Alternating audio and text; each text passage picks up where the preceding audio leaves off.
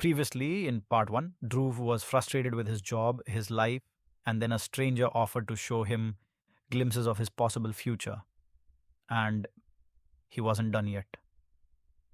Come, the stranger said. There's much to see.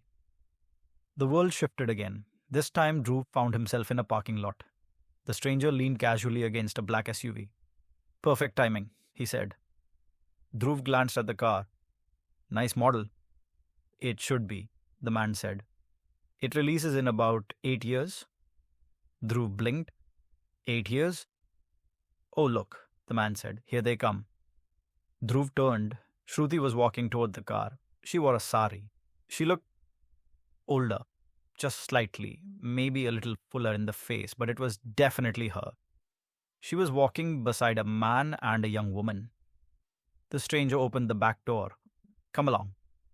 Dhruv hesitated, then climbed in beside the younger woman. Shruti sat in the passenger seat. The man drove. They were discussing something about litigation.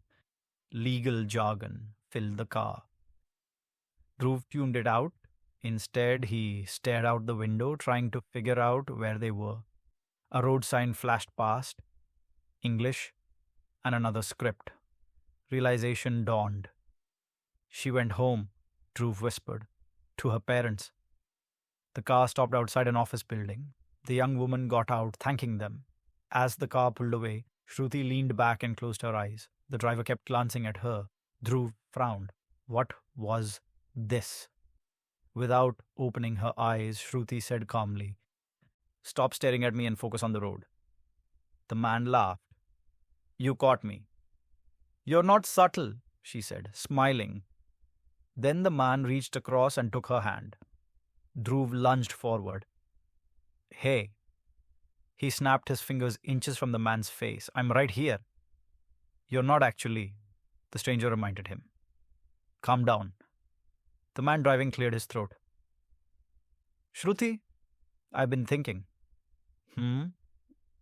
You've been working at the firm 7 years now. 5 of those years you've been part of my life. He swallowed. Would you consider marrying me? Shruti's smile faded. You know how I feel about marriage. I've done it once, she said quietly. I'm not eager to repeat the experience. Maybe this time could be different. Will it? I promise it will. Shruti looked out the window. I don't have the confidence to depend on anyone again. You're not dependent, he said quickly. You're a partner in the firm. You can work anywhere in the world. That's not what I meant. She took a breath. I give 100% to every relationship in my life. And I expect the same back. I already went all in once and got very little in return. Her voice was calm, but it hit Dhruv like a punch. I can't do that again. The man driving gripped the steering wheel. I hate that I'm paying for something someone else did. I wish I could go beat him up. Shruti laughed softly. What good would that do? Silence filled the car. Then she said slowly, I didn't even see it coming. I still don't know what went wrong. You can fix mistakes. But you can't fix something you don't understand. She looked straight ahead. No matter how close two people are, you never really know what's inside their head.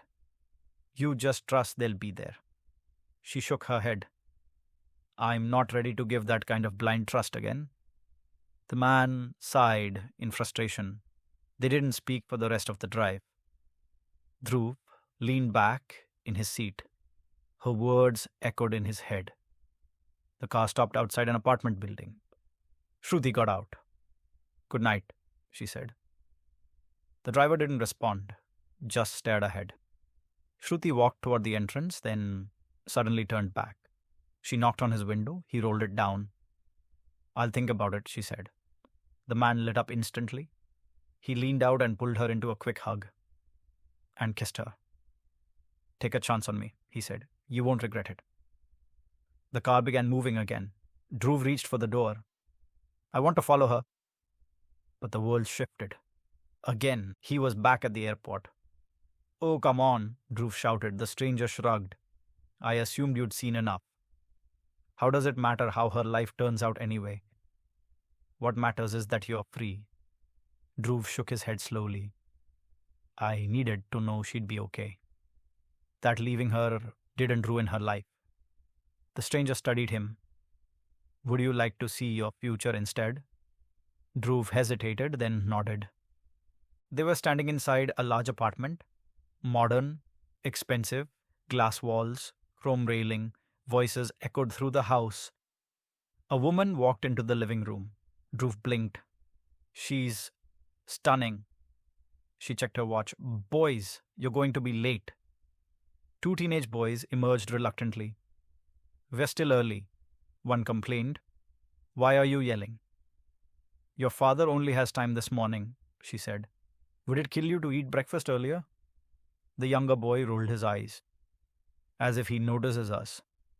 The older one snorted. I'm not even sure he knows how many kids he has. The boys laughed, but something in their mother's expression told Dhruv that might be true. Don't be ridiculous, she said. Your father loves you. That's what you keep saying. Ask him about your play, she added. He promised to come. Right on cue. Other Dhruv walked into the room. Older, more tired, he sat at the table. His wife served him breakfast. I have a meeting later, she said. I'll give the papers to the accountant after. Fine, he said absently. Dad, my play, the younger boy asked. Dhruv's phone rang. He answered immediately. Minutes passed. Finally, he hung up. Sorry, what game are you playing? Not game, the boy snapped. Play, my play. Tomorrow, are you coming? Tomorrow? Other Dhruv sighed. No chance. But you promised. His wife looked disappointed. You said you would clear your schedule. I know, he said, but this is critical. Being present in your children's lives is critical too, she said. Fine, he snapped. Then we'll both sit at home and watch plays and concerts. That's not what I meant. One of us has to earn money, he said. Or do you want me to quit my job? The boy pushed his chair back. Just don't come, he muttered. The older son stood too. Thank you for making money for us, he said sarcastically. No need to trouble yourself with parenting. They walked away. The wife glared at him. You're their father.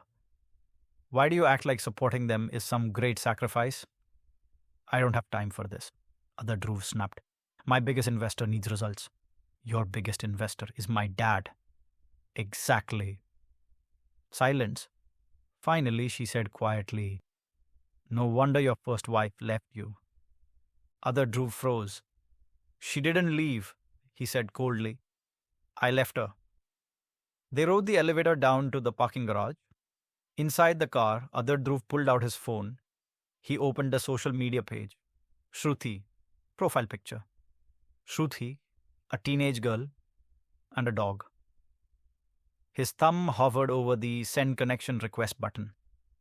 Then he sighed and put the phone away. Dhruv was suddenly back in the airport. He stared at the stranger. So, I'm miserable if I divorce. Possibly, the man said casually. Maybe it was just a bad day. They looked miserable. The stranger shrugged. Why do you keep doing that? Dhruv snapped. No answer. Finally, Dhruv asked quietly, are you trying to tell me not to get divorced? I'm only showing possibilities. It's your life. Dhruv thought for a moment. Then he said, show me the future where I don't get divorced. The new house was smaller, less luxurious, but warmer, livelier. Other Dhruv walked through the door. Shruti came out smiling. The kids want to go out for dinner, she said. Where should we take them? I'm not going anywhere, he muttered. They were really looking forward to it. I said I'm not going. What happened? I didn't get the job. Oh, she said softly. I'm sorry. It's fine, you'll get something better. She tried to hug him. He pushed her away. How can you brush it aside like that? This was important. She gently touched his arm again. You're disappointed, I get it. But don't let one setback ruin your weekend. Spend time with your family. Do you even care about my career? He snapped. I do. But life can't stop every time something goes wrong. You go wherever you want, he said coldly. I'm staying here. Shruti sighed. Then I'll take the kids. You should come. He slammed the bedroom door. Back at the airport, Dhruv felt exhausted. He collapsed into a chair.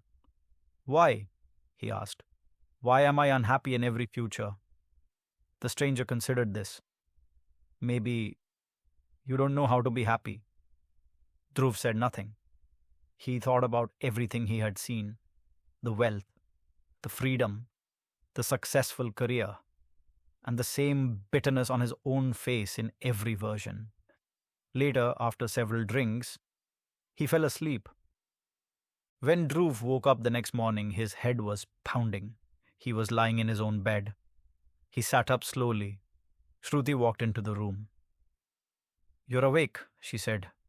Your flight was so late yesterday. Then she continued softly. I'm sorry about yesterday. I didn't mean to fight. Actually, your parents' house wasn't bad. Your aunts are really funny. Dhruv stared at her. Same clothes, same moment. This was it. The moment. The words were ready. I want a divorce. He could say them right now. Everything could end. Instead, he took a breath and said, Should we go out for brunch? You've been listening to an audioM original.